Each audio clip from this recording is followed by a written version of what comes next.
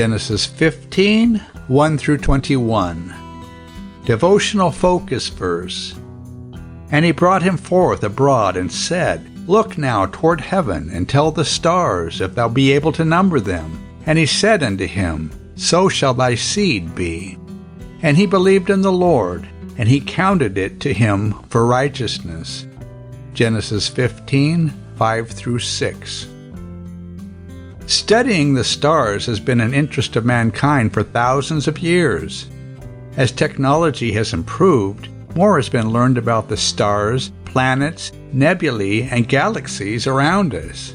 The Hubble Space Telescope was put into orbit in April 1990, and in the years since then, it has brought new discoveries to astronomers. They estimate that the universe now visible to scientists has 70 sextillion stars. Yet researchers say this number is only an estimate. This is not the total number of stars in the universe, but it's a number within range of our telescopes, said Simon Driver of the Australian National University. The real number could be much, much larger still. Some people think it is infinite. Even if we are not skilled astronomers, we can do a little star study of our own on a clear night. How many stars can we count? It doesn't take long to realize that those twinkling lights are impossible to number. Yet, in our focus verse, God promised that Abram's seed would be like that vast array spread out across the sky, and Abram believed him, in spite of the fact that he and his wife were well past childbearing years. Just as God had wonderful plans for Abram, he has perfect plans for us. Since we are not able to see the whole picture of our lives at any given moment, we must exercise faith and trust God to lead us one step at a time. This may not always be easy, but it was not easy for Abram either. In this chapter, he asked God for reassurance, see verse 8, and God responded by entering into a covenant with him. Like Abram, we can choose to believe God, to follow him, and then see him work in our lives. We may not have as many descendants as there are stars, but we are sure to have God's blessing and direction. Background information. In today's text, God reassured Abram of his protection and reiterated his promise that Abram would have a son. In the previous chapter, God had given Abram and his people a great victory. Perhaps Abram was fearful that the powerful kings who had been defeated would come back to fight again. In verse 1, God promised to protect Abram, I am thy shield, and to be gracious toward him, and thy exceeding great reward.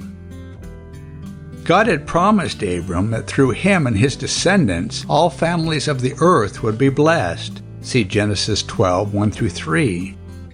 In this chapter, Abram expressed his lack of understanding of how the promise could come to pass since he had no son. In Abram's native culture, someone who had no children could make a servant his heir. Eliezer was a trusted servant from Abram's household who worked as an administrator. See Genesis 24. But God told Abram that he would have a child of his own and descendants beyond number like the stars of the heavens.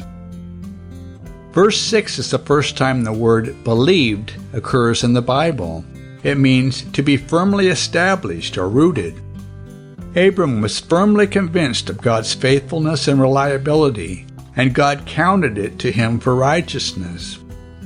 This verse is one of the most important passages in all of the Old Testament because it shows that Abram was not justified by works, but because of his faith in God.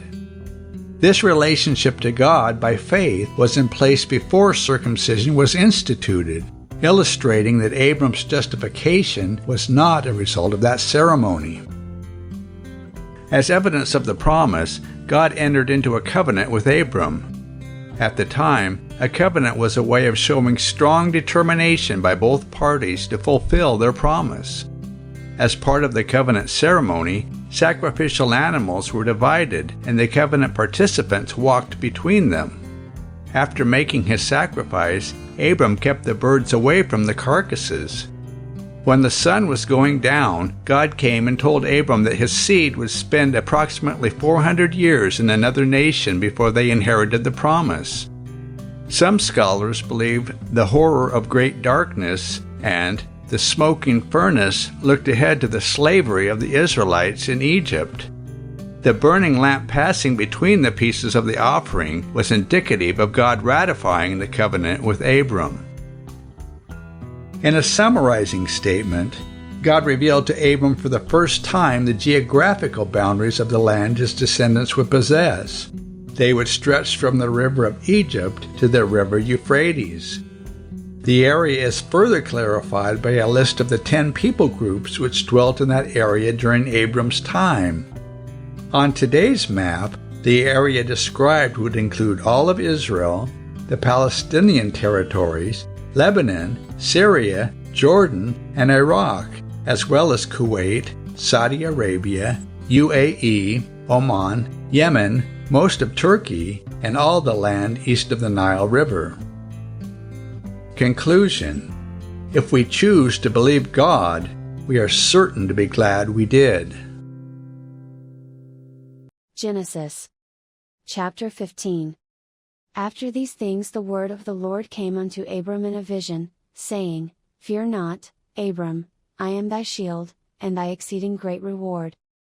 And Abram said, Lord God, what wilt thou give me, seeing I go childless, and the steward of my house is this Eliezer of Damascus? And Abram said, Behold, to me thou hast given no seed, and, lo, one born in my house is mine heir. And, behold, the word of the Lord came unto him, saying, This shall not be thine heir, but he that shall come forth out of thine own bowels shall be thine heir. And he brought him forth abroad, and said, Look now toward heaven, and tell the stars, if thou be able to number them. And he said unto him, So shall thy seed be. And he believed in the Lord, and he counted it to him for righteousness. And he said unto him, I am the Lord that brought thee out of Ur of the Chaldees, to give thee this land to inherit it. And he said, Lord God, whereby shall I know that I shall inherit it? And he said unto him, Take me an heifer of 3 years old, and a she-goat of 3 years old, and a ram of 3 years old, and a turtle-dove, and a young pigeon. And he took unto him all these, and divided them in the midst, and laid each piece one against another, but the birds divided he not. And when the fowls came down upon the carcasses, Abram drove them away. And when the sun was going down, a deep sleep fell upon Abram, and, lo, an horror of great darkness fell upon him. And he said unto Abram, Know of a surety that thy seed shall be a stranger in a land that is not theirs, and shall serve them, and they shall afflict them 400 years. And also that nation, whom they shall serve, will I judge, and afterward shall they come out with great substance. And thou shalt go to thy fathers in peace, thou shalt be buried in a good old age. But in the 4th generation they shall come hither again, for the iniquity of the Amorites is not yet full. And it came to pass, that, when the sun went down, and it was dark, behold a smoking furnace, and a burning lamp that passed between those pieces. In the same day the Lord made a covenant with Abram, saying, Unto thy seed have I given this land, from the river of Egypt unto the great river, the river Euphrates. The Kenites, and the Kensites, and the Cadmonites, and the Hittites, and the Perizzites, and the Rephaims, and the Amorites, and the Canaanites, and the Girgashites, and the Jebusites,